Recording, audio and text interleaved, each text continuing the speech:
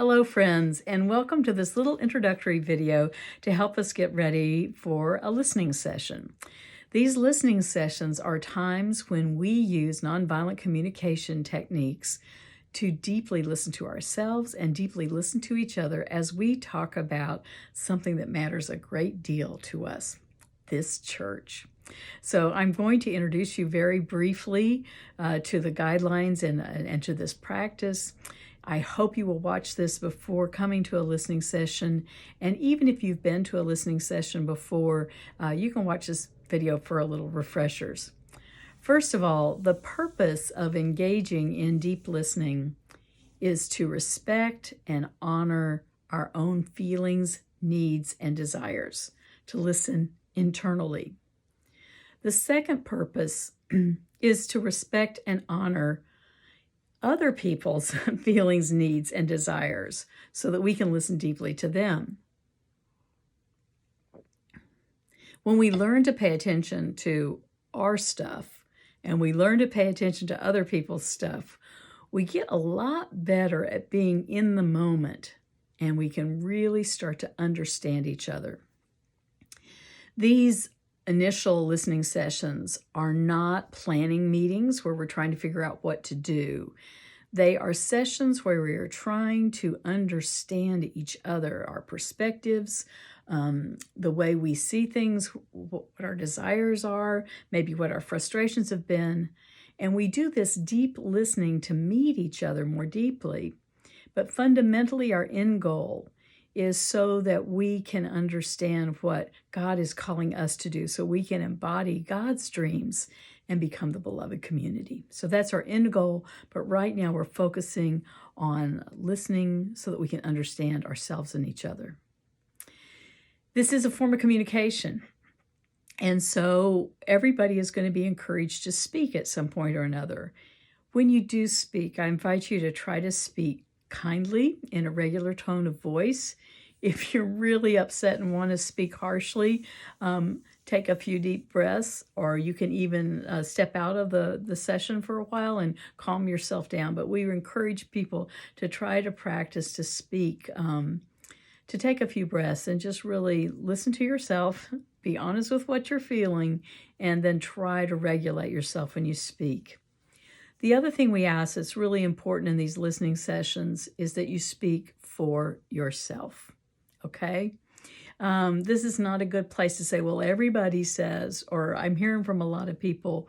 What we want to do is we want to hear from you. So you tell us how you feel and what you desire, okay?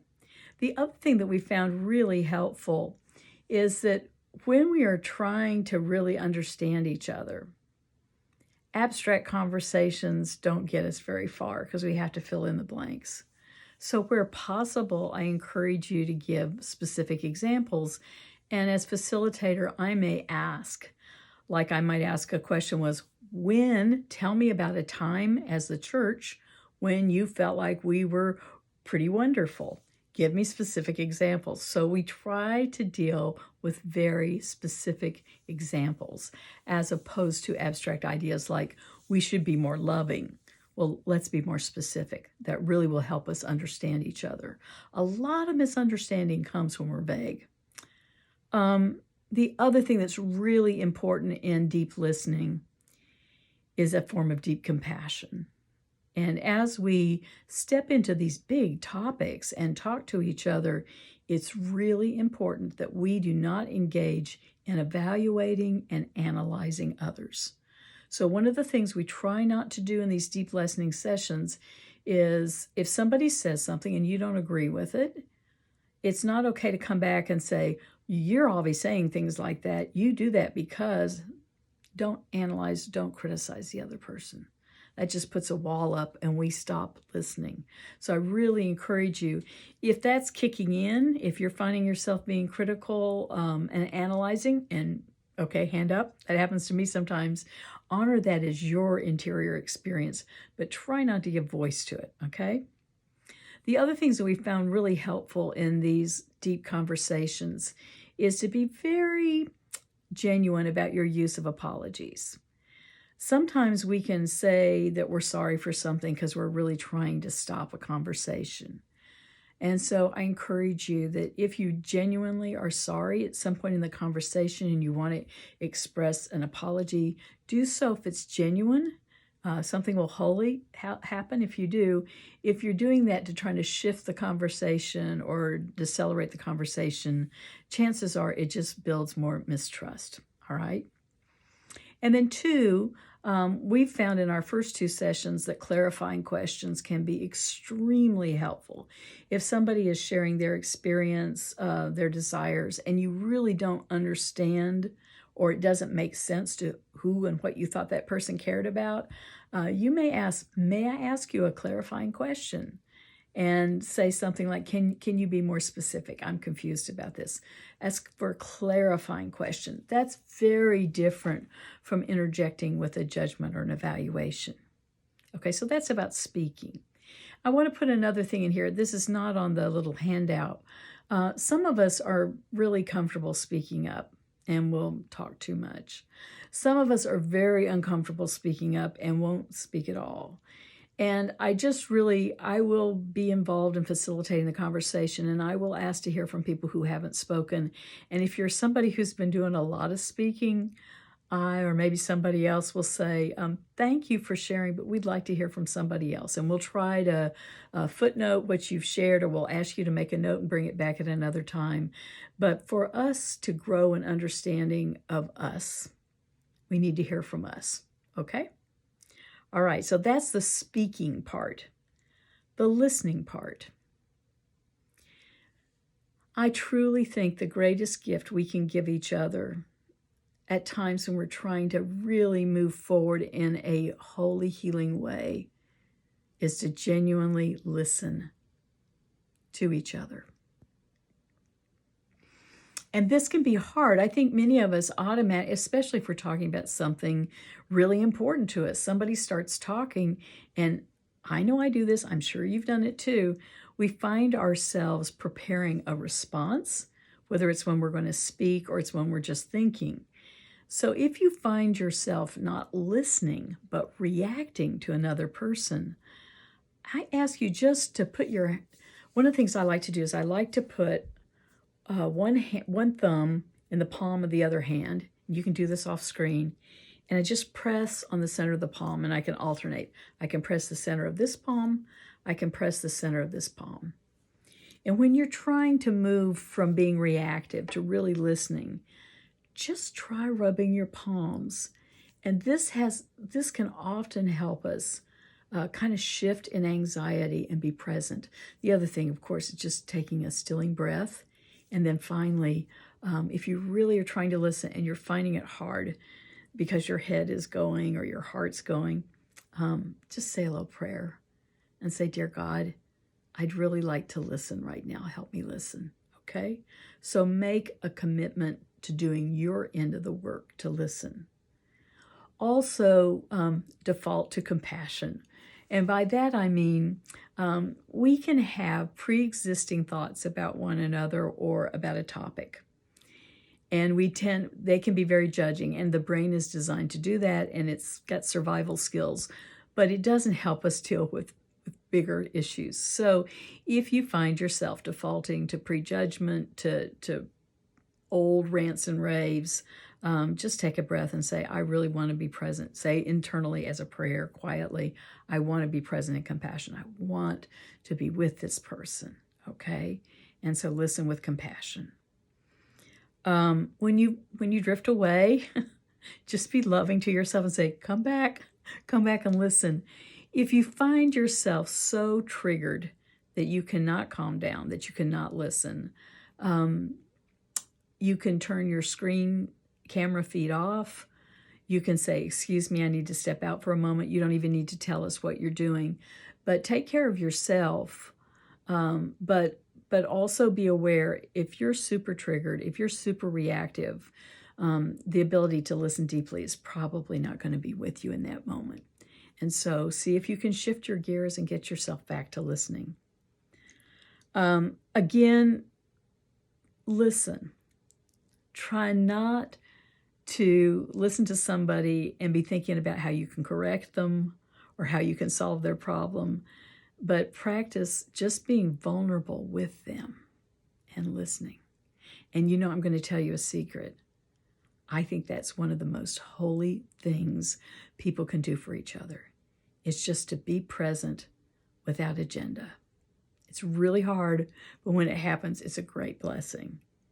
And then too, because we're talking about our dreams for this church, and I know some of you have engaged in these conversations a few times before, I want to invite you to listen, not to hear what you want to hear, not to hear what you've heard before, but to be open to both hearing and wanting something new, to be open to let the Holy Spirit work in you.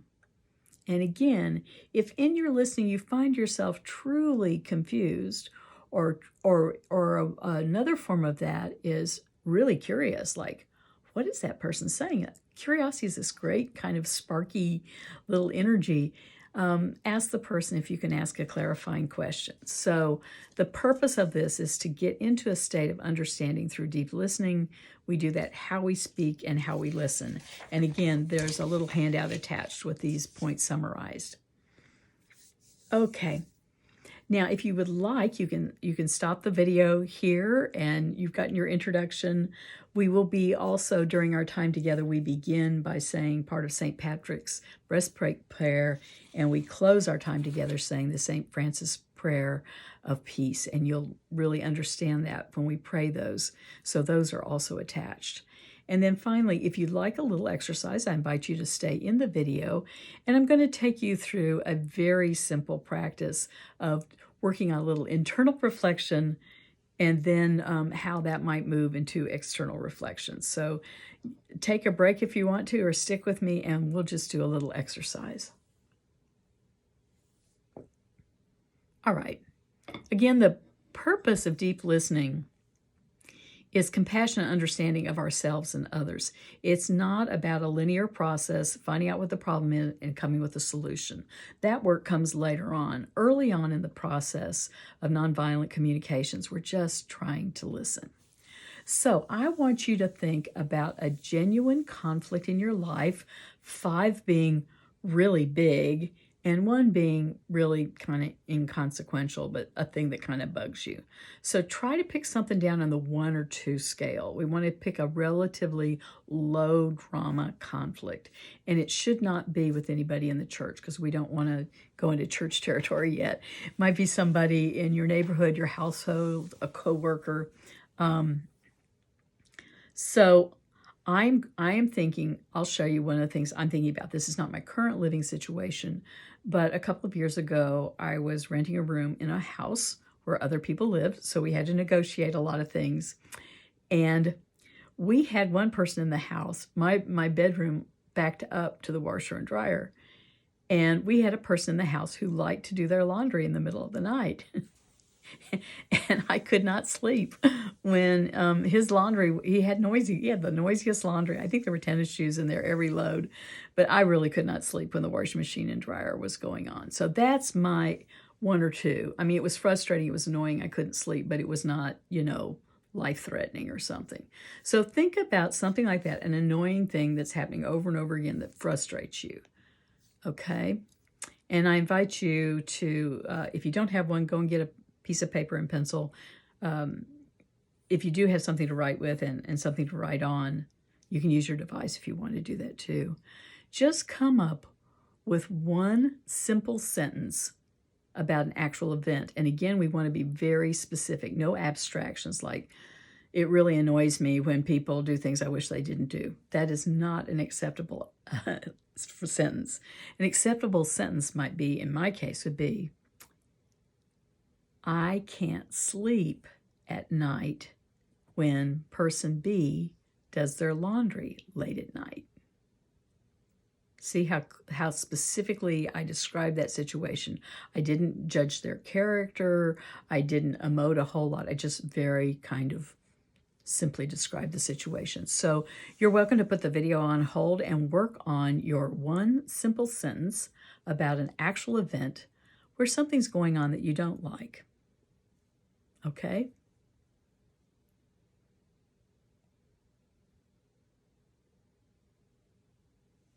Are you ready to come back? If you are, we'll move on to the next step. So we've selected the conflict. You've written your one sentence. Now we move into the third step. I want you to check in with what are your feelings about this thing that's happening. Are you scared?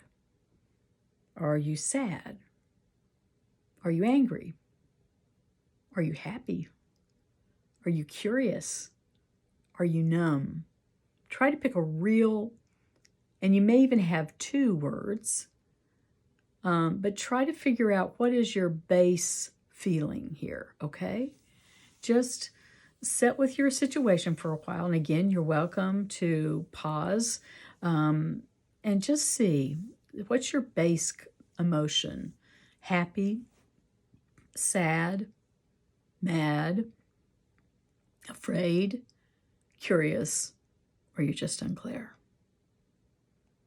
All right, again, you can pause to identify your feeling or feelings.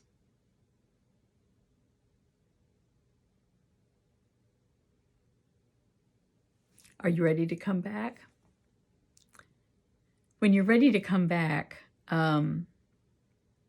see how we've taken you from having emotional reaction to something happening in the exterior world. And we've come into the interior to find out specifically what's going on, what's a very specific thing that's happening.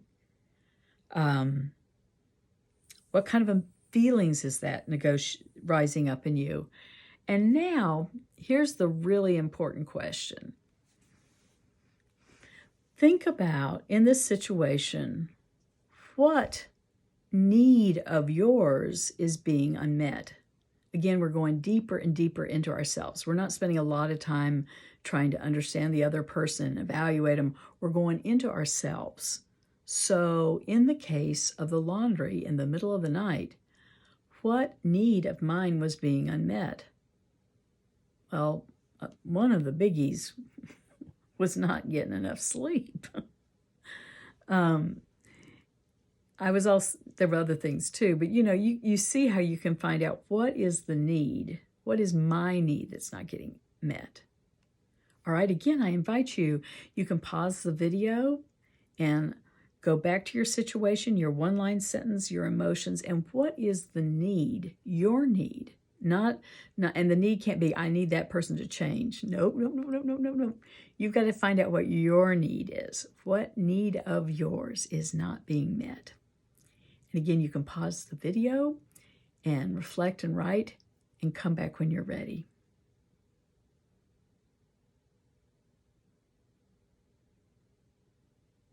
Are you ready to come back?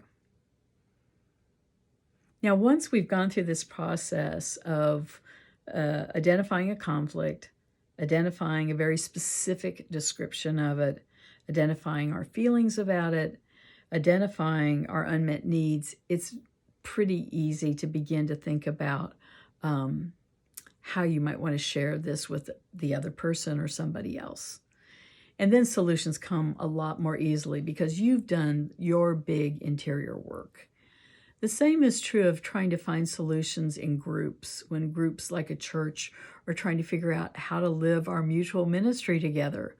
If you go through that process of finding out what you're not comfortable with, you pay attention, or you could go the other way. You could, something you feel really good about, do the same process with that.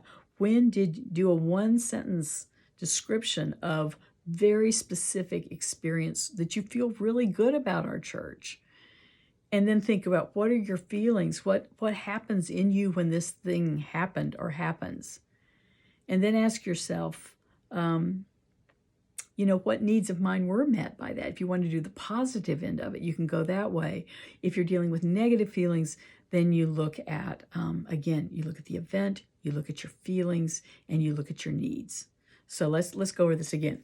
We look at the memorable situation. We want to find a very specific memorable situation experience, positive or negative. We want to look at our emotional reaction to that situation.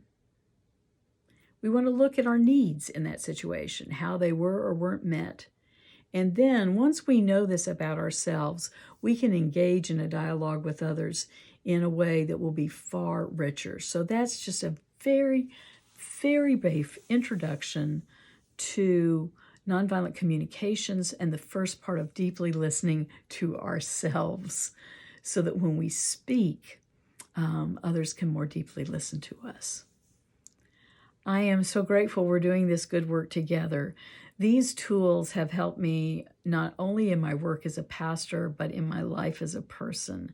And I really believe the more we learn to listen to each other, to listen to ourselves, to speak the truth of our experiences, our feelings, our needs, and our desires, that we can find ways to beautiful solutions that are often surprising and often revelatory of God's grace and presence with us. So take care, dear ones. Look for the attached documents if you want them, and I hope I will see you at our next listening session. Take care. Bye-bye.